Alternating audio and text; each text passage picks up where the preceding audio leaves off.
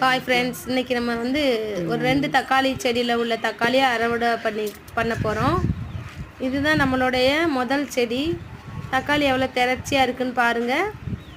நல்ல பழம், நல்ல திரட்சியாக வந்திருக்கு. இதுக்கு வந்து மாட்டுச்சாணி, மறுபடி குப்பை, அடுப்பு சாம்பல் இதுகளெல்லாம் போடுறோம். அதுக்கப்புறம் வேப்பம் புண்ணாக்கு இதெல்லாம் போடுறோம். மீன் அமிலம் தெளிக்கும். அதனால் காய் நல்ல திரட்சியாக வந்திருக்கு. இது வந்து இன்னும் 2வது செடி. இது வந்து காய்ச்சி ஓய போகுதுன்னு உங்கள்கிட்ட நான் ஏற்கனவே சொல்லியிருக்கேன். அதே மாதிரி இது காய்ச்சி முடிச்சிருச்சு.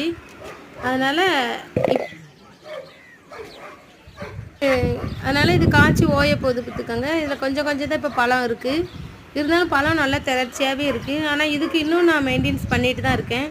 உரம் கொடுக்கறதுனாலும் சரி, பஞ்சகாவியா இதெல்லாம் அடிக்கிறதுலையும் நான் பண்ணிக்கிட்டு தான் இருக்கேன். அதாவது நம்ம வந்து அடிக்கிற மருந்துகள் இயற்கையான மருந்துகளாக இருக்குது. ஆனால் அப்படி இருக்கும்போது நல்ல அறுவடை கிடைக்கும். அதுக்காக யாரும் மருந்தே அடிக்காமல் உரம் போடாமல் எந்த பலனும் கிடைக்காது. நம்ம அடிக்கிற மருந்து இயற்கையான முறையில் இருக்கணும், அவ்வளோதான். நல்ல ஈல்டு கிடைக்கும். நல்ல சத்தான உணவு.